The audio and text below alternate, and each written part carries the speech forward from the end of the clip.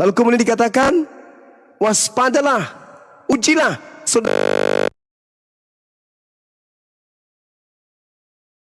saudaraku yang kekasih, janganlah percaya akan setiap roh, tetapi ujilah roh-roh itu, apakah mereka berasal dari Allah?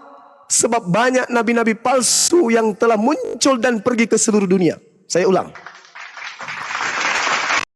Saudara-saudaraku yang kekasih, janganlah percaya akan setiap roh, tetapi ujilah roh-roh itu. Sekarang pertanyaan saya, adakah saudara pernah menguji roh yang datang kepada Paulus?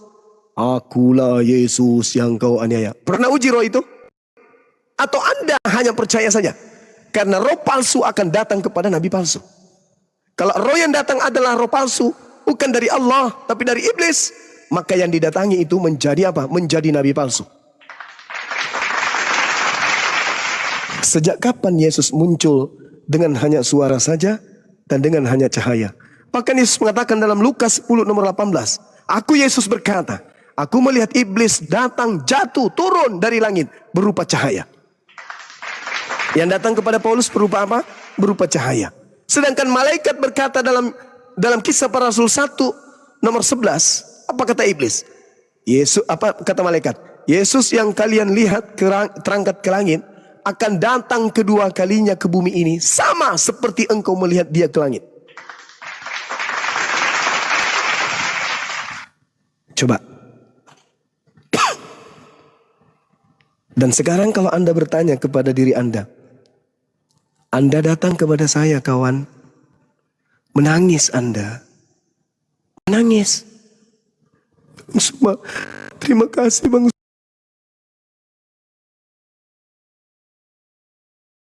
Suma. Bang Suma, Anda menangis. Lalu setelah itu Anda berpaling. Ini tipikal apa? Apa yang merasuki Anda? Kira-kira makhluk apa yang ada dalam diri Anda yang kuat memegang? Saya tidak salahkan saudara, tapi yang saya salahkan adalah ular yang ada di dalam diri saudara. Ular tua, ular naga yang bertanduk 7 bermata 7 mungkin. Itu yang memegang Anda sampai dia tidak mau ikhlas melepaskan Anda. Dan Al-Quran saya mengatakan, barang siapa beriman lalu kemudian kafir, lalu kemudian beriman, Allah akan menambahkan kemudian semakin menjadi-jadi kekafirannya. An-Nisa ayat 137. A'udzubillahi minasyaitonirrajim. Innal ladzina amanu tsumma kafaru tsumma amanu tsumma kafaru tsumma zdadu kufra lam yakunillahu liyaghfira lahum wala liyahdiyahum sabila. Sesungguhnya orang-orang yang beriman, syahadat, lalu kafir, ketemu Edis, kemudian beriman lagi, ragu dia, ini Edis ini jualan obat. Kalau dia adalah pengikut Yesus sejati, ngapain dia lari ke luar negeri? Harusnya dia berani di sini. Nyawa dipertaruhkan kemudian. Karena Yesus berkata, jika engkau tidak membenci ibumu, tidak membenci ayahmu, tidak membenci saudara-saudaramu, tidak membenci hartamu, bahkan tidak membenci nyawamu sendiri, kamu tidak akan bisa menjadi pengikutku. Itu kata Yesus. Lalu ini benci nyawanya, dia sayang nyawanya, makanya lari ke luar negeri pakai daster. Karena dia sayang nyawanya, dia tidak benci. Tidak sama seperti kami umat Islam. Ketika ada yang mengatakan Allah Subhanahu wa taala dengan olok-olokan, maka apa yang terjadi? Allahu Akbar, takbir, jihad. Kami tidak sayang nyawa. Itu baru cinta sejati. Ini katanya Yesus, kamu tidak akan bisa menjadi pengikutku jika engkau tidak membenci ayahmu, membenci ibumu, membenci anak-anakmu, membenci hartamu, bahkan membenci nyawamu sekalipun. Kamu tidak bisa menjadi pengikutku. Lari ke luar negeri. Sayang dia punya nyawa. Jangankan nyawanya, tubuhnya pun sayang sekali dia. Padahal untuk menjadi pengikut Yesus harus berkorban jiwa dan raga. Kalau dia orang benar, tinggal di Indonesia, katakan A yang A, katakan B yang B. Di mana Bang Suma menantang dia offline berdebat. Mari kumpul bersama dengan Bang Suma. Kita sewa gedung, kami yang bayarkan. Kita diskusi offline. Bawa datamu. Matikan HP, matikan komputer, jangan ada internet. Duduk. Saya pun demikian. Tidak ada HP, tidak internet. Mari bahas Islam. Hayo. Berani, ada ilmu. Al-Quran mengatakan demikian. Innalladzina amanu summa kafaru summa amanu summa kafaru summa zdadu kufra lam yakunillah liyaghfira lahum wa la yahdiyahum sabila. Al-Quran saya mengatakan begitu. Keadaan yang Anda alami akan terjadi. Al-Quran 1400 tahun silam sudah menyatakan itu. Apa kata Quran? Sesungguhnya orang-orang yang beriman lalu murtad kembali, kemudian beriman lagi, kemudian kafir lagi, lalu Tuhan Allah Subhanahu wa taala turun tangan dengan keadaan itu. Dia turun tangan, Allah turun tangan, lalu bertambah kekafirannya. Kemudian ketika sudah didatangkan pemahaman, penjelasan, uraian baik Al-Quran maupun Bible, tetapi dia sengaja mempertambah kekafirannya, kata Allah. Maka apa kata Allah?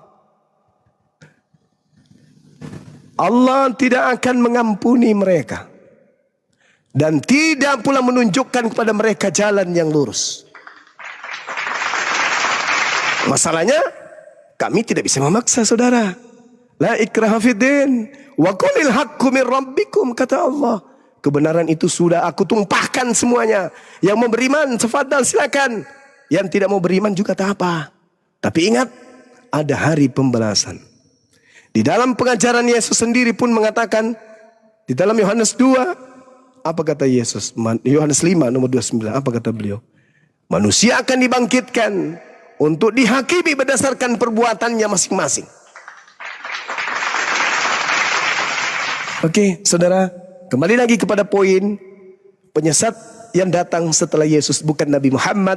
Penyesat yang datang setelah Yesus menurut Yesus tidak bergelar ummi, tidak bergelar buta huruf, tidak bergelar sallallahu alaihi wasallam, tetapi bergelar Kristus. Silakan Anda renungkan. Nanti ketemu Edis, tanya sama Edis, Bang, benarkah Bang Suma mengatakan penyesat yang datang setelah Yesus itu bergelar Kristus? Tanya ke dia. Habis itu lihat jawabannya. Kalau dia mengatakan tidak, kasih dalil. Matius 24 nomor 4 nomor 5. Kalau dia mengatakan ya, nah kesempatan saudara Al-KTP uji dia. Nah kita ini Kristen kan pengikut Kristus, Bang, ya. Sedangkan penyesat itu bernama Kristus, Bang, ya. Terus kalau Kristen bukan pengikut Kristus yang palsu, lalu mana kelompok besar yang disesatkan oleh Kristus tersebut? Di Islam itu bukan pengikut Kristus, Hindu bukan pengikut Kristus, Buddha bukan pengikut Kristus. Satu-satunya indikasi kuat cuman kita. Bagaimana ini saudara Edis? Anda sibuk ngulik-ngulik kata-kata dalam Al-Quran, tapi ternyata Anda tidak bisa baca Quran. Anda ngulik-ngulik Islam, tapi ternyata Anda tidak bisa kemudian membaca bahasa Arab, tidak bisa membaca hadits. Sedangkan kitab hadits yang asli itu original teksnya kitab Arab, dan itu pun tidak ada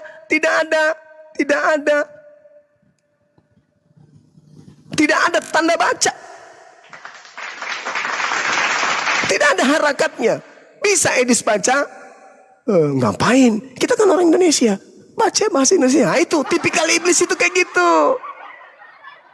Disuruh baca Quran, saya sudah 13 tahun belajar Quran, bolak-balik disuruh baca ayu webo, au dia hanya bisa mengambil satu kata, habis itu dilihat di internet, oh ini kata ini begini, oh ini dari sini, oh dari sini, itu ajanya.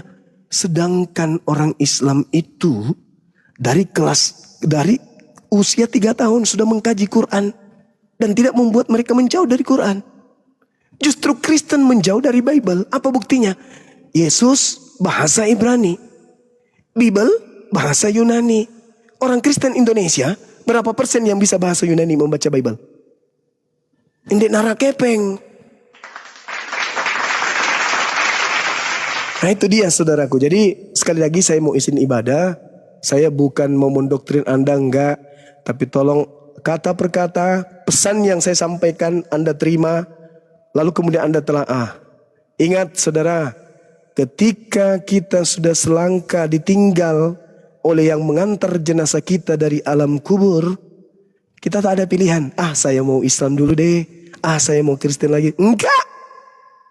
Tanah akan menghimpit jasadmu. Rohmu akan berhadapan dengan pencipta ini. kita akan mempertanggungjawabkan apa yang telah kita lakukan di dunia. Seperti itu. Tanya ke Edis, penyesat yang muncul setelah Yesus terangkat bergelar Kristus atau bergelar Rasulullah Muhammad SAW, bergelar Sallallahu Alaihi Wasallam atau bergelar Kristus?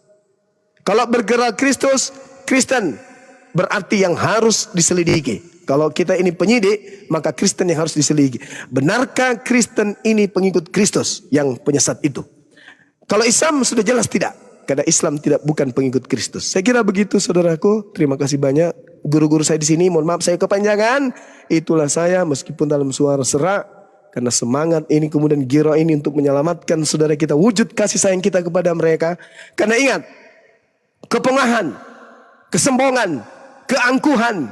Ego. Gengsi. Sombong. Saya Kristen ngapain jadi Islam? Tidak akan bisa menolong setelah detik-detik kematian itu datang. Enggak. Tidak ada perlawanan. Ketika ruh sudah berpisah dengan jasad, tak ada lagi. Oh saya kan ini. Enggak ada. Sama sekali. Bergerak pun tak bisa. Mulut tak bisa bicara. Yang berbicara adalah badan kita yang menjadi saksi. Tak ada lagi kesombongan. Hari ini kita bisa menolak kebenaran. Ini kan makan babi, itu kan Tuhan ciptakan. Yes, silakan. Ini kan sunat, itu kan cuma untuk orang Yahudi. Ya silakan. Yang kami sembah itu kan Tuhan datang dalam rupa manusia. Kenapa dia mati? Itu kan pada sisi. Silakan dengan kesombongan Anda. Silakan dengan keangkuhan saudara. Selama Anda masih bisa. Tapi ingat. Ketika ajal sudah menjemput. Itu sama sekali tidak bisa menolong. Yang menolong hanyalah kebenaran akal dan wahyu dalam kitab suci. Tak ada yang lain. Makanya Yesus memberikan kemudian resep. Hidup kekal itu adalah mereka mengenal Engkau satu-satunya. Dan mengenal Yesus sebagai utusan. Yohanes 17:3. Kenapa kalian susah menerima itu? Karena ada si penyesat yang mutar-mutar di ginjal, di otak, di kepala, di hidung, di kuping, di mata, di tangan, di kemaluan. Mutar-mutar terus. Enak ternyata di Kristen ini. Enak seenak-enak. Itu yang mutar. Sehingga kebenaran pun lumpuh. Tak bisa masuk ke dalam. Hati Anda gelap. Tidak ada cahaya menerangi jiwa dan pemikiran Anda. Kenapa? Karena iblis sudah bertengger di sana. Bersarang di sana. Memberikan makanan-makanan yang haram. Sujud menyembah kepada yang bukan Tuhan. Semuanya dinikmati minuman-minuman haram. Semuanya. Semuanya. Maka jasad Anda terpenjara dengan iblis. Yang ada di dalam tubuh hanya jin, kafir, hanya setan. Makanya Al-Quran mengatakan, wa ikhwanuhum yambudunahum fil ghayyi tsumma la yuksirun. Saudara-saudara yang setan, yaitu orang-orang kafir dan orang fasik, menolong setan di dalam menyesatkan manusia, membantu setan di dalam durhaka kepada Tuhan. Dan mereka dua kelompok ini yang kerjasama, yaitu jin kafir iblis dan juga manusia yang kafir, bekerja sama untuk menyesatkan dan mendurhakai Tuhan. Ketika ada orang menyembah kepada manusia, dia sudah durhaka kepada Tuhan. Karena Tuhan bukan manusia, bukan anak manusia, tapi mereka menyembah kepada manusia, anak manusia. Maka itu jelas dia telah berdosa dan durhaka kepada Tuhan pencipta langit dan bumi. Itu pasti. Tidak bisa diragukan lagi. Enyahlah daripadaku. Kalian semua adalah pembuat kejahatan. Aku tidak mengenal kalian. Kalau saya jadi Kristen, saya akan lari langkah 1000. Lari sekencang-kencangnya. Menghindari agama tersebut. Karena masuk agama itu, indikasinya akan diusir oleh Yesus. Bukankah kami telah bernubuat mengusir setan bermujizat? Pakai namamu. Pada waktu itulah aku Yesus akan berterus terang kepada mereka. Enyahlah daripadaku, kalian semua adalah pembuat kejahatan. Aku tidak mengenal kalian. Bodoh kali aku mau di situ. Aku lari sekencang-kencangnya. Kalau perlu aku ateis. Ngapain aku beragama, ujungnya saya diusir. Saya kira begitu saudara. Mohon izin, silakan Anda tanggapi. Waktu Anda mungkin 30 menit. Anda boleh menjelaskan apa saja, curhat apa saja, uraikan apa saja. Dan teman-teman muslim, saya mohon izinkan beliau untuk menyampaikan unek-uneknya. Jangan ditekan, jangan dipijak, jangan dihujat, jangan dibuli, biarkan beliau menyampaikan apa yang ada dalam renung pikirannya setelah mendengarkan penjelasan saya. Yang pasti, saya tidak kemudian berat sebelah. Saya juga mengambil data dari Al-Quranul Karim. Innal ladina kafaru min ahlil kitabi wal musyrikina fi nari jahannam. Ulaika hum syarrul bariyah. Itu kitab suci saya mengatakan. Di luar Islam, neraka. Itu kitab suci saya mengatakan. Yesus pun mengatakan hal yang sama.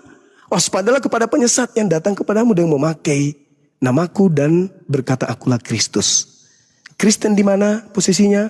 Islam di mana posisinya? Alhamdulillah, silakan Anda renungkan dan pikirkan. Jangan Anda gadai iman Anda kepada Edis yang adalah manusia pengecut. Yesusnya mengatakan kalau kau tidak benci nyawamu, kau tidak bisa jadi pengikutku. Dia sayang kali nyawanya. Oleh karena itu enggak patut dijadikan sebagai contoh. Demikian dari saya sementara kawan-kawan. Subhanakallahumma bihamdi. Asyhadu an la ilaha illa anta astaghfiruka wa atubu ilaik. Salam tauhid, salam satu Tuhan. Jayalah Islam kita, jayalah Indonesia kita. Assalamualaikum warahmatullahi wabarakatuh. Izin ibadah sejenak. Waalaikumsalam warahmatullahi wabarakatuh. Masya Allah. Allahu Akbar. Masya Allah. Subhanallah. Terima kasih Guru ya. Ya, silakan Bang Al-KTP. Baik. Mau menanggapi, silakan. Baik, terima kasih banyak. Sebelumnya saya sampaikan kepada Bang Juma. Jujur Bang Juma, kalau yang melihat saya itu hanya Tuhan. Kenapa saya bilang saya Kristen? Karena kebanyakan taping dan orang menghujat saya, kau udah kafir, kau udah kafir. Sedangkan demi Tuhan ya, kalau saya bohong, saya nggak pernah ke gereja. Nggak pernah. Saya nggak selamat hari ini, 7 keturunan saya kalau saya berbohong. Bahkan sholat yang dulu yang saya 5 waktu, sekarang cuma sekali-sekali. Karena sudah renggang saya punya hati. Maghrib saya sholat, nggak ada yang tahu. Walaupun saya dibilang kafir, saya tetap. Tapi yang saya cari itu diskusi adalah kebenaran, bukan pembenaran diri saya. Kenapa saya masuk komal muslim? Karena saya cari kebenaran. Jadi saya bilang yang lihat saya itu hanya Tuhan Yang Maha Esa. Karena yang saya cari itu kebenaran Bang. Makanya saya bilang kenapa nggak ada yang kayak Bang Juma gitu. Kenapa nggak ada umat muslim yang begitu? Jarang saya ketemu. Jarang, itulah. Tadi saya lihat Bang Juma, saya naik tadi itu. Karena sampai saat ini saya nggak ke gereja. Saya masih di tengah betul. Yang Bang Juma bilang saya di tengah, saya bingung. Di lain pihak begini, di satu pihak begini. Saya belum ketemu gitu. Saya masih pelajari kedua-duanya. Bahkan saya beli Al-Quran yang ada terjemahannya. Saya pelajari. Jadi jujur yang tahu saya siapa hanya Tuhan. Saya kembalikan kepada Tuhan, Sang Pencipta langit dan bumi. Dialah yang menciptakan saya dan kita semua. Dialah yang tahu hati saya seperti apa. Kenapa saya begitu? Karena saya sudah duluan fitnah sama orang-orang taping saya tuh. Wahai fitnah, ular bludak, anjing, binatang, halal darahnya, KTP. Siapa yang gak sakit tanpa mereka tahu apakah saya sholat apa tidak? Gitu loh Bang. Jadi saya ya sudah panjang ya. Oke, makasih Bang. Jangan dipotong Bang tadi Pak. Jangan dipotong tadi Bang Juma, biarin dia ngomong Bang. Jangan dipotong, silakan. Jangan dipotong dulu. 30 menit nggak apa-apa, silakan. Itu aja Bang yang saya sampaikan. Hanya Tuhan yang tahu apa isi hati saya dan apa pribadi saya. Tapi jujur, demi Tuhan, demi Allah, demi siapapun dia yang menciptakan saya tidak pernah ke gereja setelah saya mualaf itu. Bahkan dulu Bang, saya sholat paling rajin saya Bang. Karena setelah saya dituduh begini, saya cuma sekali aja sholat. Ini tadi maghrib pun saya tidak sholat Bang. Kalau dulu saya dengar tuh Allahu Akbar, saya pergi bahkan 11 kilo dari rumah saya hanya untuk supaya orang tidak mengenal saya, bahwa saya itu, karena di kampung saya itu ada satu tempat namanya Weta tuh, masjid itu jauh dia, jadi nggak ada yang kenal saya. Saya ke situ pakai mobil. Itu waktu itu saya live, ada siapa Rasid dengan itu siapa tuh melihat saya tuh, saya pakai. Tapi susah saya jelaskan kepada umat muslim yang lain karena nggak ada yang mengerti. Hanya Bang Juma saya udah bilang, kenapa saya cari-cari Bang? Kenapa? Karena saya ingin kasih tahu. Karena saya rasa ada orang yang benar-benar punya cahaya, punya karisma yang mengerti gitu loh. Saya nak ke gereja benar. Kalau saya ke gereja saya mati benar. Benar saya mati Tuhan. Saya mati 7 keturunan saya nggak selamat. Kalau saya pergi gereja minta ampun seperti yang disarankan pastor atau pendeta, saya nggak selamat. Karena saya belum menemukan kebenaran itu, saya belum menemukan. Saya di persimpangan, betul di persimpangan. Jadi setelah mualaf itu bang, saya menyesal kenapa dulu saya sholat rajin. Kalau saya dengar mau sholat itu saya gelisah, saya mau pergi. Aduh, saya kemana? Sekarang enggak lagi bang. Mulai hilang itu. Kenapa? Saya bilang kenapa ya saya berubah ya? Padahal dulu tuh sama kawan, ada kawan satu yang sering di dekat rumahnya ada masjid. Dia lihat saya. Di mana kampungnya bang? Oh di ini di Rute. Kenapa jauh sekali? Dia bilang ya biasa lah bang. Enak di sini. Oh mereka rangkul saya baik-baik bang. Umat muslim di kami di Flores mah baik. Kalau anda kenal, aduh gak ada kata kotor dari mulut mereka bang. Bahkan di warung Surabaya tuh kalau saya pergi tuh bang, dikasih kopi makan gratis bang. Saya bayar, gak usah, udah bang, gak usah. Begitu baiknya umat muslim di sini bang, walaupun mereka minoritas bang. Luar biasa Islam itu bang. Di sini kalau anda pernah datang di tempat yang mayoritas Kristen, coba anda lihat umat muslim baik banget bang. Dia tunjukkan betul apa yang diajarkan oleh Al-Quran itu, ditunjukkan betul. Satu lagi bang terakhir. Setelah saya beli Al-Quran yang terjemahan itu, saya baca tuh saya belum menemukan. Jadi kalau tadi ada yang bilang saya mencari kesalahan, kenapa saya langsung bilang enggak, saya nggak nyari, karena memang nggak ada saya begitu. Niat saya nggak ada. Sampai berani saya motong ngomong gitu kan memang nggak ada bang. Nggak ada saya niat. Saya mendengarkan dari kiri kanan kan wajar bang. Itu untuk supaya kita jangan satu pihak saja. Jadi saya tahu oh begini gitu loh. Jadi terima kasih bang. Hanya saya menyesalkan karena saya sudah tidak seperti dulu lagi. Saya gelisah kalau dengar azan, tapi sekarang udah berbeda. Udah tidak seperti waktu dulu. Kenapa begitu saya masih bingung. Baik itu aja bang. Terima kasih atas waktu yang diberikan Bang Juma. Terima kasih banyak Bang Juma. Kalau ada salah kata saya dari dulu atau kemarin-kemarin yang membuat sakit hati, saya minta maaf pada semua umat muslim. Tolong jangan memfitnah orang kalau gak tahu dulu siapa dia. Itu saya minta itu aja bang. Tapi bang, saya syukurnya apa? Ada beberapa Liener siapa lagi tuh? Liener, Rianti yang DM saya tuh umat muslim itu baik. Mereka bela-bela saya. Selalu dia walau udah biarkan Alkitab, biarkan jangan gini. Mereka bela saya. Ada beberapa orang yang tetap DM saya tuh, tetap ini ke saya tuh ada. Jadi saya akui ya masih ada ya, walaupun dia tahu saya upload video-video Kristen, tapi tetap dia ngomong ke saya gitu, tetap dia ajak ngobrol, Bang KTP gini-gini, tetap itu loh dikirimin video live-nya Muslim di sini, Komal Muslim itu. Baik itu aja bang. Terima kasih banyak Bang Juma, semuanya, Bang Andi, semua yang ada di sini. Saya mohon maaf bila ada kata saya yang kurang berkenan. Jangan turun dulu. Tapi kembali lagi. Ya? Jangan turun dulu. Iya, Ngobrol dulu kita. Iya, makasih ya. Siap. Santai dulu di sini. Oke, silakan Bang, silakan. Boleh Mau ngomong nggak bos? ditanggapi Bang Andi? Boleh ngomong ya bos ya? Ya lanjut. Ya, silakan Bang Hadi. Assalamualaikum warahmatullahi wabarakatuh Bang Hadi. Waalaikumsalam warahmatullahi wabarakatuh. Lanjut Bang Hadi, lanjut. Enggak, atau Banyuma udah balik lagi coba Banyuma. Pamit ibadah tadi. Tadi ibadah katanya. Jadi kalau Bro Alkitab ini, saya juga waktu itu kan ada sebelum syahadat kan kita sering ngobrol dengan keluhan saya itu sudah sangat tertarik dengan Islam. Di hati saya sudah Islam. Cuma karena faktor abang saja, termasuk mendengarkan ajan juga gitu ya. Terus kemudian memutuskan untuk disyahadatkan oleh Banjuma. Tapi sesudah itu perubahannya cukup drastis begitu. Nah wajarlah kalau ada orang mengatakan Anda modus, kok jadi begini, kok lebih banyak berbahagia bersama Edis. Nah, netizen itu nggak bisa kita melarang untuk berpendapat. Mestinya kalau ada yang kayak begitu ya dianggap aja sebagai koreksi atas apa yang kita perbuat. Jadi iman Islam itu tidak tergantung siapa yang diajak berbicara, tapi dari tulus, dari hati yang paling dalam, kan itu intinya. Karena hati seseorang itu kita nggak bisa membacanya. Yang bisa dibaca oleh orang adalah aktivitas kita, baik di dunia nyata maupun di media sosial. Jadi tanggapan orang ya kalau menurut saya, kalau memang sudah memeluk Islam ya Islam aja. Tapi kalau enggak ya enggak juga kan gitu, enggak ada pemaksaan sih. Ya cuman yang saya sayangkan itu bro, kenapa sesudah bersyahadat tidak berjamaah? Nah, itu yang menjadi polemik sebenarnya selama ini gitu. Itu sih menurut saya pertanyaannya mudah-mudahan bisa dijawab pada malam hari ini supaya tidak ada lagi dusta di antara kita. Setuju ya teman-teman ya? Oke. Ya kita minta Setuju Bang. Baik, kita minta saya kepastian. tanggapi Bang. Saya tanggapi Kita minta Bang ya. terakhir. KTP. Kita minta kepastian Tanggapi dulu dulu. kepada Bang Al KTP supaya tidak ada dusta di antara kita. Sebenarnya iman Anda itu masih Islamkah atau syahadat Anda udah cabut kembali?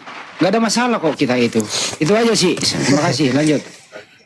Baik, Sedikit saya yang tanggapi Bang Andi. KTP sebelum menanggapi, lihatlah Islam itu dari ajarannya, bukan dari orangnya.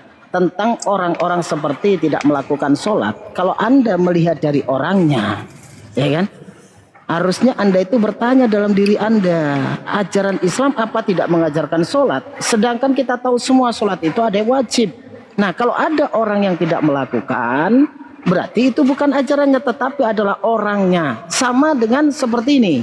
Ada yang menganggap seperti dinilai dulu ajaran Islam seperti apa toh? Gitu. Kalau Anda melihat tapingan seperti ini, Anda akan terombang-ambing dengan iman Anda sendiri. Silakan lanjut. Nah ini dijawab dulu, ntar lupa lagi. Pak Al KTP, Baik, Anda kan udah saya jawab dulu Bang syahadat. Andi yang Bang Andi. Anda udah syahadat. Ya, apakah syahadat Anda itu masih di dalam hati Anda atau syahadat Anda yang kemarin sama Bang Jima udah dicabut? Ini harus diterangin dulu biar netizen pada paham. Itu dulu Bang, baru kita lanjut. Makasih. Oke, sebelum dilanjutkan saya izin pamit dulu ya teman-teman. Siapa tahu ada teman-teman kita dari Uploget yang mau naik, izin turun dulu ya teman-teman semuanya. Bang Zuma, turun dan semua dan teman-teman yang lain. Oke, tapi sebelum saya turun saya menitipkan suatu pesan kepada Al-KTP ya, bahwasanya Allah Subhanahu wa taala itu penerima tobat. Namun ketika kemudian Fir'aun bertobat, tidak diterima tobatnya. Kenapa? Karena nyawanya masih tinggal di kerongkongannya. Makanya di situ dikatakan qala amantu annahu la ilaha illa amanat bihi banu Israil wa ana minal muslimin. Fir'aun saja yang sekelas Fir'aun raja yang mengaku dirinya Tuhan di akhiratnya, dia mengakui bahwasanya agama yang dibawa oleh Musa kepada Bani Israel adalah agama Muslim. Dan dia berserah diri kepada Allah, namun tidak diterima tobatnya karena dia bertobat pada saat nyawa sudah di kerongkongan. Oleh sebab itu sebelum nyawa Anda sampai di kerongkongan, qul yatawaffakum malakul mautil ladzi wukkila bikum summa ila rabbikum turja'un, maka semoga Allah Subhanahu wa taala membukakan pintu hati Anda untuk menerima apa yang disampaikan oleh gurunda kami Bang Suma. Demikianlah apa yang bisa saya sampaikan. Ya subhanakallahumma rabbana wa bihamdika asyhadu an la ilaha illa anta subhanaka. Assalamualaikum warahmatullahi wabarakatuh. Ya. Waalaikumsalam. Waalaikumsalam warahmatullahi wabarakatuh. Saya perkuat lagi ya, siapa tahu lupa. Bang KTP kemarin ada disyahadatkan oleh Bang Juma. Apakah syahadat itu masih tulus melekat dalam hati atau syahadat Anda udah dicabut? Itu dulu Bang, lanjut. Baik Bang Andi, sebelum saya jawab itu, tadi kan Bang Andi sempat bernarasi bahwa kenapa setelah syahadat itu tidak berjamaah ya, maksudnya tidak Yuk. bergabung gitu kan? Yuk. Ya, itu kan saya bilang saya waktu di rumahnya Prater 3 hari. Setelah itu saya kasih nomor ke Bang Andi dengan siapa lagi itu orang, 3 orang ya. Tapi yang menghubungi saya selama 1 minggu, 2 minggu, hampir 2 minggu tuh nggak ada Bang Andi. Saya hubungi Maaf ya, Bang Andi ya. Enggak, saya hubungi Anda tapi di blok loh. Jadi saya nggak jadi hubungi lagi loh. Saya di blok. Ya itu setelah berapa minggu baru saya bro. Ya, oke, lanjut. Tapi sebelum itu saya pernah nelpon ke siapa nama Ceria tuh untuk menanyakan tentang sunat dulu. Ya udah itu sudah. Tadi ya Bang Andi nanya apakah saya sudah cabut apa belum. Kalau cabut dan belum itu saya nggak melakukan apa-apa Bang Andi. Maksudnya tidak ada yang saya. Jadi saya memang di tengah-tengah. Yang tadi saya ceritakan, dulu saya rajin sholat. Jujur sekarang saya cuma kadang sekali. Kalau ada waktu saya lagi ke tempat ini saya dengar saya pergi. Kalau enggak saya enggak itu. Enggak kayak dulu gitu Bang. Seperti itu Bang Andi. Cabut apa enggaknya enggak, saya enggak ini Bang. Karena jujur saya belum ke gereja juga Bang Andi. Itu. Bang saya potong ya. Inti seorang muslim itu ya syahadat Bang. Nah kalau Anda di tengah-tengah berarti Islam itu tidak abu-abu loh, black or white. Hitam putih. Kalau putih ya putih, hitam ya hitam. Jadi nggak boleh di tengah-tengah Bang. Lebih baik Abang sekarang menentukan sikap. Kami ini kan saudara juga di sini. Anda mau Iya, Bang mencabut Andi. nggak ada, Anda mau mencabut nggak ada masalah tuh, tetap kita berteman gitu loh Bang. Itu sih Iya. intinya ya. Jadi saya buktikan Bang Andi, kalau saya memang cari kebenaran, saya beli Al-Quran yang terjemahan. Apa itu tadi saya mau tanyakan sama Bang Juma sebenarnya, apakah salah jika saya mempelajari terjemahannya sendiri gitu, untuk memahami sendiri? Apakah itu keliru atau bagaimana? Gitu. Saya mau tanya gitu sebenarnya, tapi cuman nggak sempat jadi. Gitu Bang Andi. Memeluk Islam itu Bang, nggak usah terlalu jauh dulu, cukup syahadat dulu. Kemudian mau ngerti Al-Quran mau kagak, Anda syahadat tulus itu hidayah, itu nanti akan dicerdaskan kok. Yang penting rukun Islam itu pertamanya syahadat, sholat, puasa dan seterusnya itu sampai haji. Itu dulu Bang, basicnya dulu, nggak usah terlalu jauh dulu sampai ingin belajar Al-Quran. Dan memang boleh, tapi ini dulu intinya Bang. Makanya itu saya tekankan di sini. Netizen sangat menunggu supaya nanti di kemudian hari tidak ada lagi prasangka buruk terhadap Anda. Kalau memang Anda, oh iya syahadat saya cabut, saya kembali menjadi Kristen, ya tetap kita berteman, nggak ada musuhan di sini. Tapi kalau Anda benar-benar saya tulus syahadatkan Bang Juma, kalau perlu saya disyahadatkan ulang, ya kami akan lebih mendekati Anda karena Anda adalah saudara seiman kami. Di samping saudara sebangsa dan setanah air, juga tanggung jawab kami saudara seiman. Tapi kalau abu-abu kayak gini, ya netizen jangan salahkan kalau mereka bebas berpendapat. Karena faktor dari Anda sendiri. Ya semoga malam ini Anda bisa memberikan sikap. Pernyataan sikap. Kira-kira begitu. Lanjut. Boleh masuk sedikit Bang Handi? Mohon izin guruku ya. Boleh Bang Handi. Oh ya, siap. Ustaz. Yang perlu kita pahami juga bahwasanya ini ya buat Al-KTP. Jadi murtad itu ada tiga kriteria murtad itu ya. Yang pertama itu fi'liyah, perbuatan.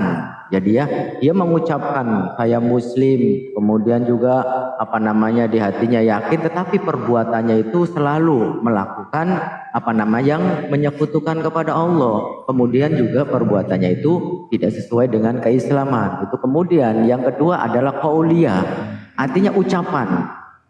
Itu ya, walaupun di dalam hatinya itu misalkan gitu ya, dia yakin dengan ibadah, kemudian juga mengakui Allah, kemudian juga sering sholat, tetapi ucapannya sering mengatakan, maaf ya, ini sebagai contoh, saya tidak percaya Islam, saya tidak mengakui Al-Quran, kemudian saya adalah Kristen misalkan, saya sudah melepas keimanan. Nah itu juga termasuk murtad. Kemudian yang ketiga adalah i'tiqadiyah.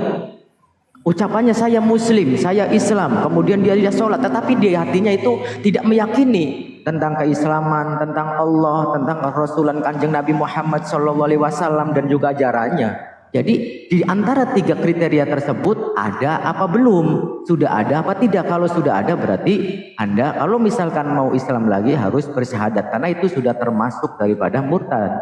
Tinggal sudah ada salah satu tidak dari tiga kriteria tersebut. Itu lanjut silakan. Oh betul. Baik. Iya makasih Bang. Benar.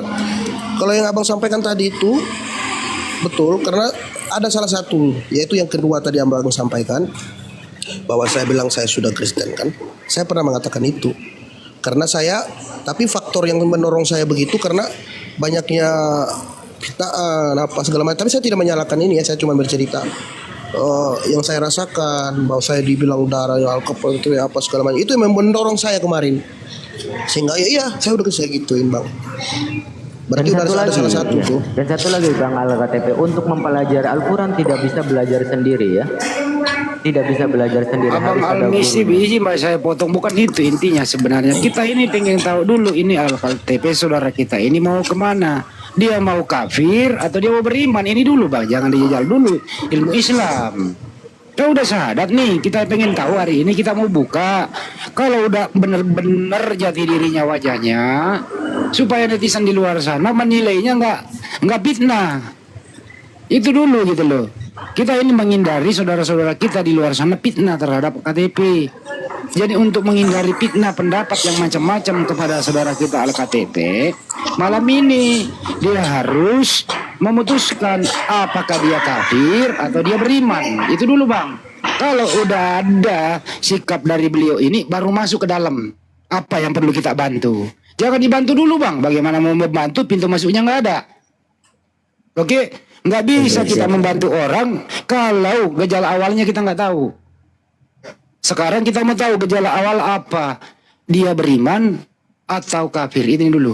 Mohon maaf Al-KTP. Supaya mencegah terjadinya hal-hal yang tidak diinginkan di luar sana, termasuk saudara muslim saya. Jangan sampai karena Anda abu-abu, saudara muslim saya berdosa dalam menilai Anda. Kira-kira begitu. Silakan bang. Baik, sebelum saya jawab Bang Andi, boleh saya bertanya? Misalkan begini, pengakuan mulut saya karena faktor tertentu, saya mengatakan saya Kristen, tetapi saya melaksanakan sholat walaupun tidak sesuai yang dianjurkan dengan 5 kali. Apakah itu termasuk kafir, Bang? Iya. Coba diulang lagi pertanyaannya bang, dipertegas biar netizen bisa membantu menjawab. Apalagi bang, silakan coba. Jikalau pengakuan saya di mulut bahwa saya itu Kristen dan kemudian saya menjalankan sholat walaupun tidak 5 kali sehari, maksudnya entah itu maghrib atau entah itu zuhur, apakah itu atau isya, apakah itu masih termasuk kafir? Ya kafir lah bang, Anda kan Kristen bang. Kafir itu bukan konotasinya jelek loh ya. Pengertian kafir itu adalah menanam ingkar terhadap ajaran Islam, ingkar terhadap Al-Quran dan Sunnah, ingkar terhadap syahadat. Itu namanya kafir bang. Kira-kira gitu penjelasannya.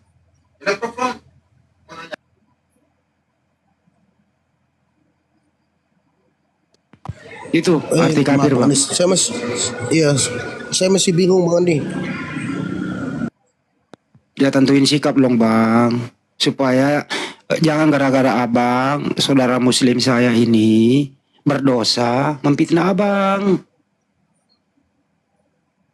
Kalau malam ini karena ini live, tentukan sikap. Abang kalau tetap menjadi Kristen, jadilah Kristen yang baik. Supaya teman yang lain sudah punya keputusan. Tidak ada lagi fitnah di antara kita. Dan tidak ada lagi dusta di antara kita. Itu intinya abangku. Setuju ya teman-teman di sini ya? Setuju Bang Andi. Setuju bang. Ya, setuju Bang Andi. Kalau pernyataan Anda tadi mengatakan biarlah saya Kristen, tapi saya mencintai Islam. Ya nggak bisa begitu bang, nggak bisa begitu. Ya Kristen ya kafir menurut ajaran kami. Tapi Anda tetap adalah saudara sebangsa setanah air. Kita ketemu masih bisa kopi bareng kok, nggak ada permusuhan. Itu aja, selesai kok ini urusannya bang. Tentukan sikap aja, nggak ada masalah. Atau kalau Anda ambil jalan tengahnya boleh.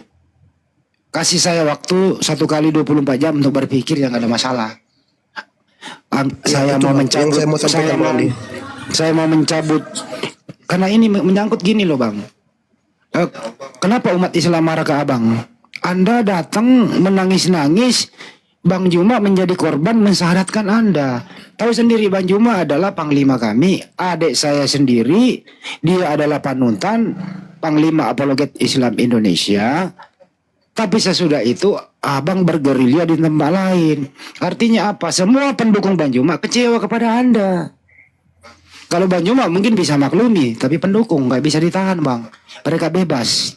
Nah untuk itulah supaya tidak ada kemeluk, tidak ada polemik, tidak ada fitnah. Kasihan pendukung ini menyalahkan kedua belah pihak. Bang Juma kok terlalu mudah di-framing, terlalu mudah menerima, dimodus-moduskan kan gitu. Nah untuk itu abang, kalau memang abang ini nggak mau mengambil sikap, bisa nggak abang berjanji 1 kali 24 jam, insya Allah saya akan menentukan sikap. Saya di Kristen atau saya syahadat ulang. Setuju ya teman-teman? Bagaimana? Ini ambil jalan tengahnya nih. Setuju Bang Andi, benar. Ya, karena selama ini Setuju bang Andi. Setuju. Karena selama ini kan itu tanda tanya kita itu kan Bang Andi kan. Setuju. Bang Al KTP itu. Silakan Bang Al KTP. Baik, makasih banyak Bang Andi. Ya, jujur Bang Andi mengerti ya. Memang saya belum bisa jawab sekarang Bang Andi. Saya minta waktu aja. Karena selama ini sampai tengah malam bahkan sampai subuh saya itu mendalami kedua agama. Buktinya pernah saya tuh sampai subuh di ruang kolam komal inspirasi dengan inspirasi kehidupan. Pernah saya buktikan bahwa saya sampai subuh. Jadi saya masih minta waktu untuk menjawab ya Bang. Karena sampai saat ini saya masih mencari kebenaran itu. Tujuan saya masuk di Komal itu bukan untuk ini, tapi untuk mencari kebenaran itu aja tuh. Saya minta waktu aja. Terima kasih untuk semuanya, Bang Andi.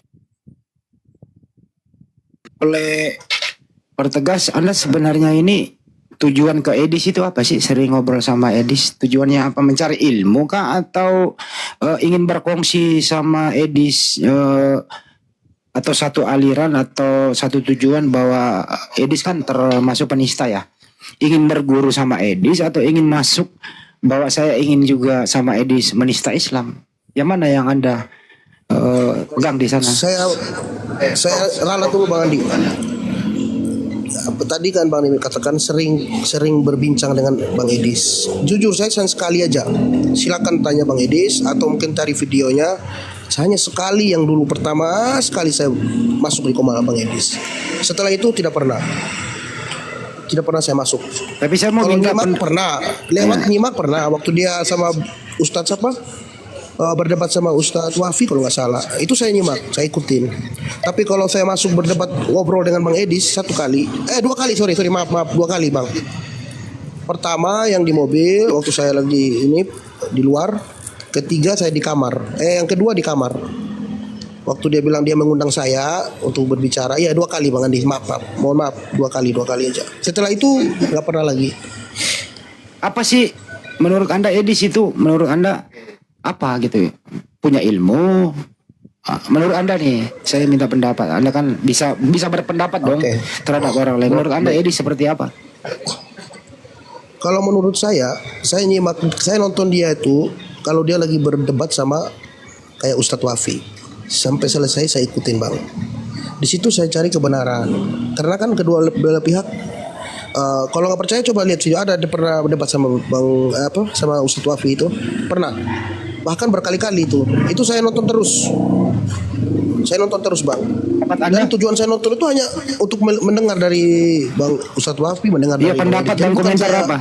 Pendapat Anda menonton itu, pendapat dan komentar Anda? Kalau pendapat pribadi saya, jujur ya, kelemahan Bang Edis memang satu, dia nggak bisa secara utuh menguasai itu Al-Quran. Karena bagi saya menguasai Al-Quran itu berarti harus mengerti bahasa bacanya ayat Al-Quran gitu loh, pakai bahasa Arab itu harus memang wajib, itu harus tahu, itu kekurangan dia.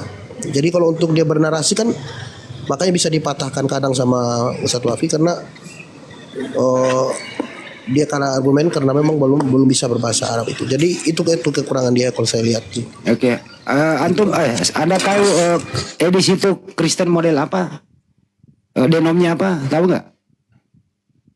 Kalau Bang Edis itu nggak pernah saya selidiki Bang. Saya tahunya dia tuh saya kasih kirim tahu video sama abang saya yang kirim. Saya kasih tahu aja Bang. Bukan hari ini aja kita kenal Edis. Mulai dari grup WA sampai di Zoom sampai di sini, dia itu tidak ada apa-apanya tentang Al-Quran, nggak bisa baca. Satu. Kedua itu denomnya aneh. Dia tidak mengatakan Yesus itu Tuhan. Jadi Kristen di luar sana yang mendukung Edis itu tidak sama dengan Tuhan Anda. Kalau Pak Al-KTP masih Kristen menuhankan Yesus, Anda beda Tuhan dengan Edis. Itu kasih tahu kepada Anda gitu ya. Tapi kami nggak larang, mau Anda tidur bareng, mau Anda donasi ke dia, ya monggo saja. Itu hak Anda gitu. Yang penting adalah sampean ini belum bisa mengambil sikap. Saya sayangkan banget Bang. Saya sayangkan banget hari ini. Telah mengecewakan adik saya, mengecewakan Panglima Apologet Islam Indonesia. Anda datang nangis-nangis minta disyahadatkan. Ternyata habis itu menimbulkan polemik yang banyak, menimbulkan dosa gara-gara Anda.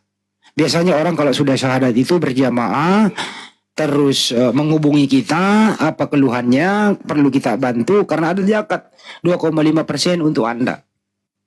Apakah dari sunat atau seperti apa. Tapi habis ini Anda bergerilya kemana-mana, itu yang saya sayangkan. Saya telepon di blok. Jadi saya tidak mengomentari lagi gitu. Kebetulan hari ini kita ketemu, tapi nggak ada juga keputusan. Jadi untuk sementara, kalau boleh berpendapat, ya Anda memframing Bang Juma, Anda memframing kita semua, Anda mengecewakan kita semua. Semoga Kristen-Kristen di luar sana, inilah tampilan Al-KTP.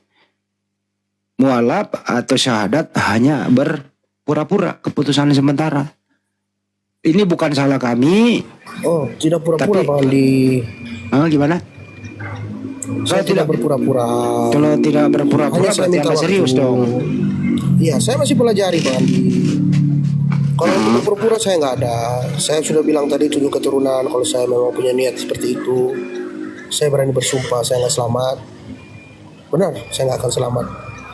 Sial untuk menabrak kayak mau ditabrak mobil mau mati karena ini. Saya siap terima itu kalau betul memang saya punya niat seperti yang di apa oleh teman-teman. Tapi jujur saya tidak salahkan juga ya karena memang. Tapi kalau kesalahan boleh dari saya tanya juga. Bang, apa sih yang mendorong Abang dulu itu?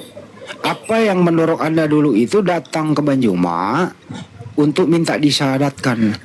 Apakah kemauan sendiri atau memang ada orang yang menyetir Anda silahkan mempermainkan? Ada modus nggak sih atau memang murni dalam hati Bang? Waktu Anda mau syahadat sama Banyuma itu bisa dijelaskan? Oh. Waktu mau syahadat sama Bang Juma, itu saksinya Tuhan yang Maha Kuasa ya. Itu dari hati saya. Karena apa? Satu hal yang kuat, yang bagus dari Bang Juma itu yang bagi kami orang Kristen itu patah di situ. Mau tahu nggak Bang? Yang bikin orang Kristen itu tergoyang iman itu satu aja kata-katanya Bang. Kalau saya kasih tahu rahasianya ya. Bang Juma mengatakan bahwa hanya umat Muslim yang memuliakan Yesus dan Maria, Siti Maryam. Itu sangat kuat kata-kata itu Bang. Karena kami sangat memuliakan Yesus. Jadi begitu Bang Juma mengatakan kami saja umat Muslim ini yang memuliakan Yesus. Kami tidak memalukan dia, tidak membuat dia malu. Kami sangat memuliakan Nabi Isa yaitu Yesus dengan Bunda Maria. Itu yang membuat saya tuh mualaf Bang Andi. Terima kasih. Ya udah saya kembalikan ke host. Di-cut di bawah. Lanjut host. Ya saya nggak bisa lagi apa-apa. Saya masih ada pertanyaan sih sebenarnya untuk supaya clear and clear, tapi mungkin terlalu banyak suaraku sehingga mengganggu netizen di bawah. Silakan host. Makasih. Lanjut. Nggak apa-apa, lanjut aja Bang Andi. Saya izin pamit Bang Andi ya semuanya. Bang Hos. Iya. Ya, saya mohon maaf ya kalau ada kata-kata yang kurang. Tunggu Banyuma Tapi dulu yang- satu round. Panggil Banyuma dulu. Saya rasa monitor kok. Tapi ada satu ending perkataan yang dikatakan oleh Bang Handi tadi pura-pura Izin dulu nggak mau. Banyuma udah datang. Iya, lanjut. Assalamualaikum Lanjut Bang Zuma. Iya, teman-teman sekalian. Masih lanjut ternyata ya. Masih lanjut. Silakan.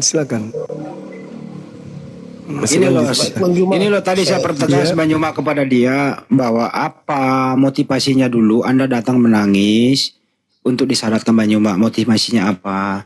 Jawabannya belum jelas. Terus pertanyaan yang paling tidak dijawab adalah hari ini kamu mau mencabut dulu syahadatnya atau ingin tetap menjadi seorang Islam? Atau pertanyaan yang paling gampang tadi, kamu sekarang ini beriman atau kafir?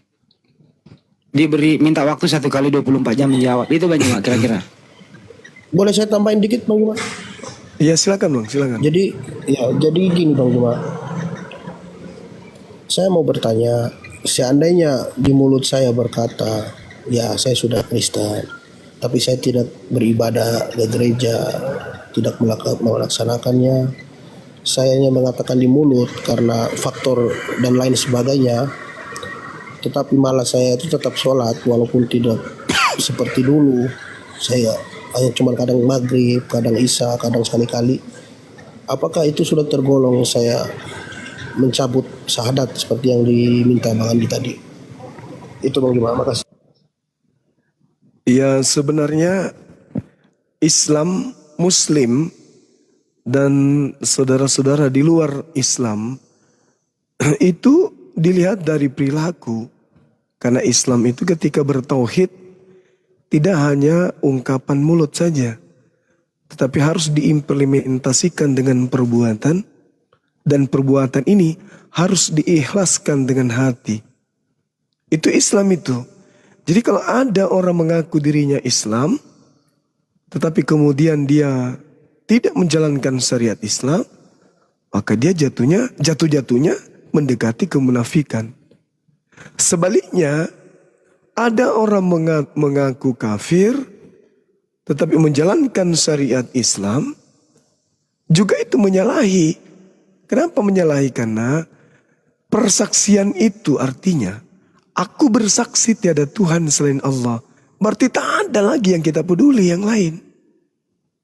Semata-mata Allah. Kita berjalan Allah. Kita duduk Allah. Kita baring Allah. Kita bekerja Allah. Kenapa demikian? Karena kita bersaksi. Itulah indahnya di Islam. Di Islam itu, Bung, tidak seperti agama lain.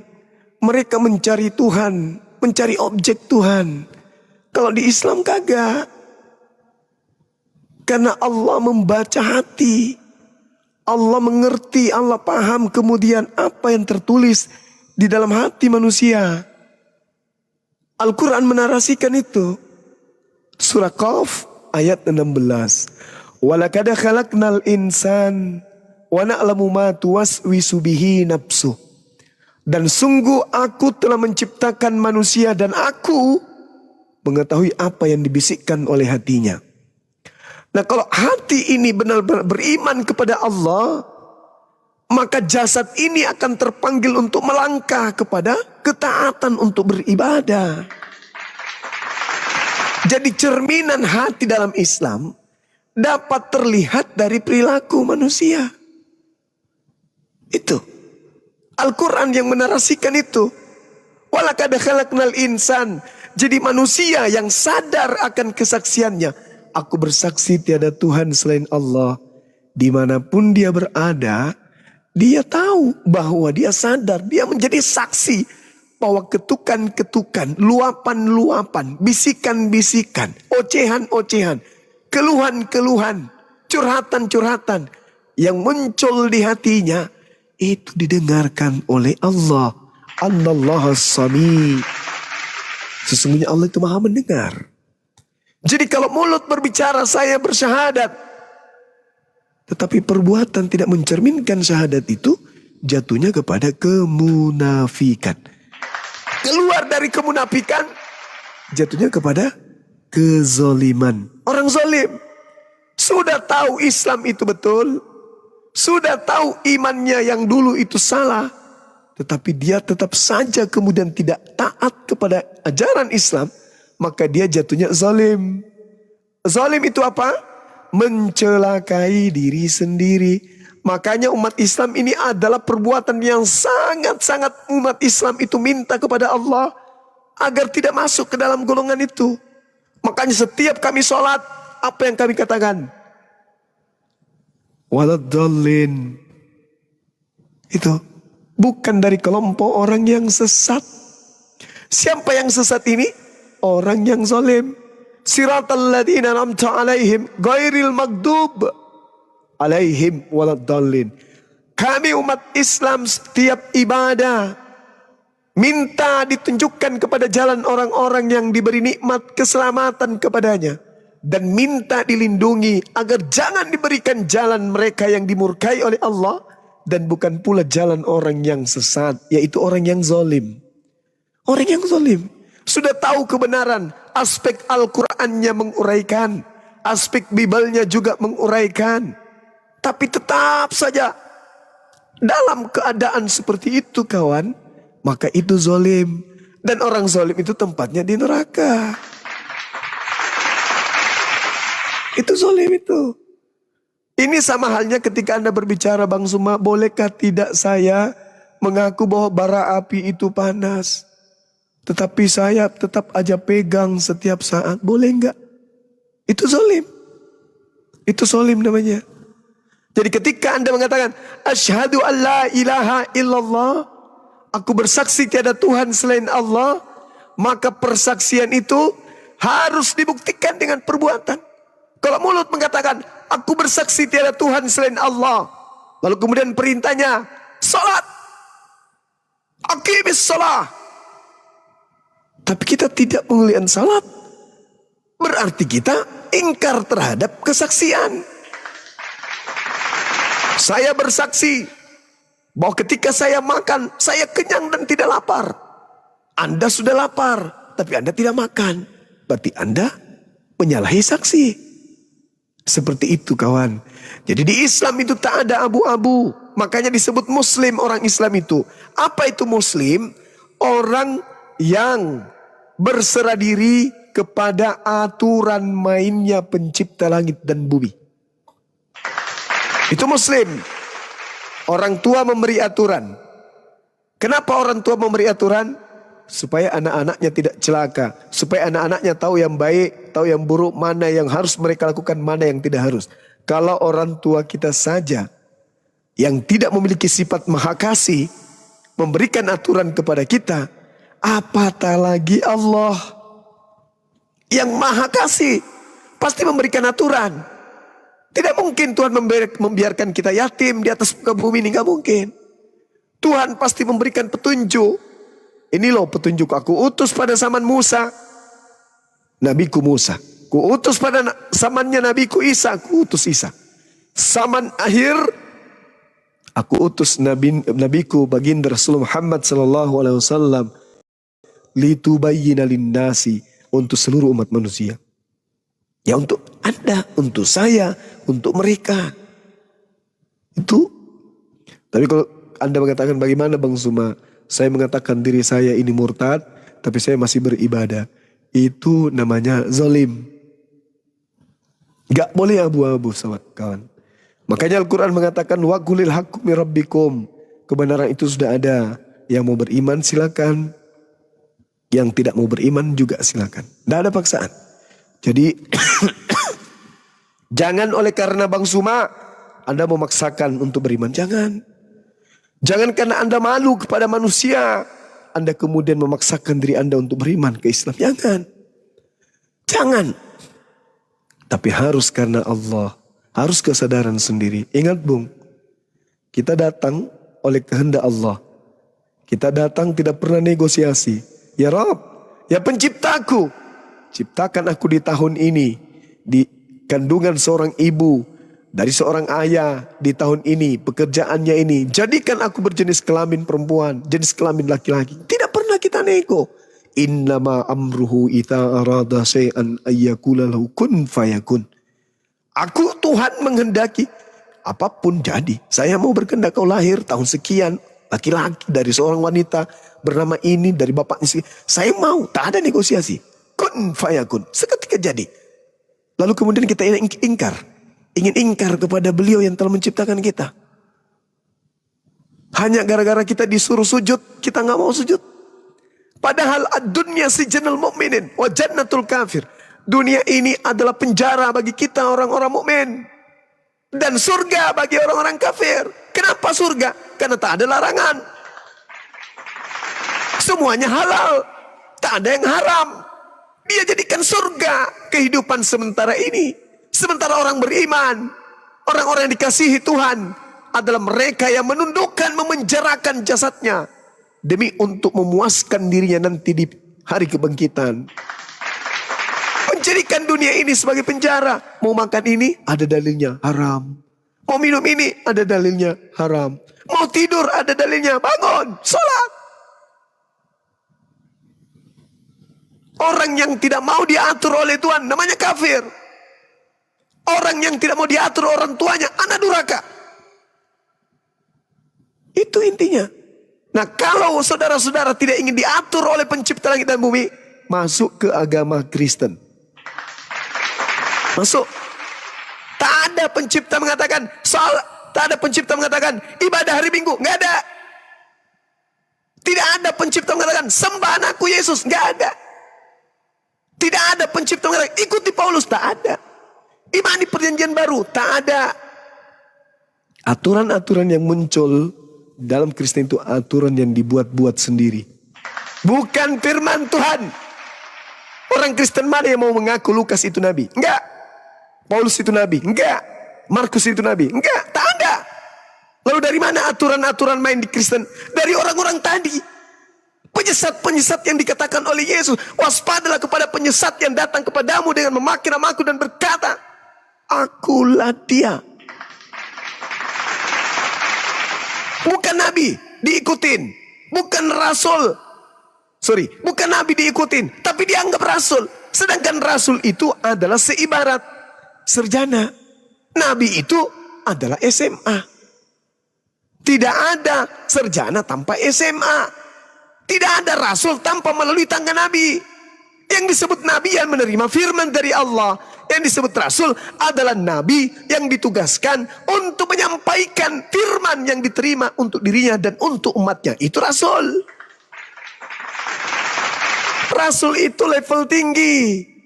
Tapi anehnya orang Kristen tak mau mengakui kau tamat SMA. Itu gila. Nabi bilangan 12 nomor 6. Jika ada di tengah-tengahmu seorang nabi, maka aku Tuhan akan menyatakan diriku kepada mereka dan berkata kepada mereka melalui penglihatan dan juga mimpi. Jadi kalau Lukas menulis, Paulus menulis, bukan nabi dia, berarti dia bukan menerima penglihatan dan juga bukan mimpi.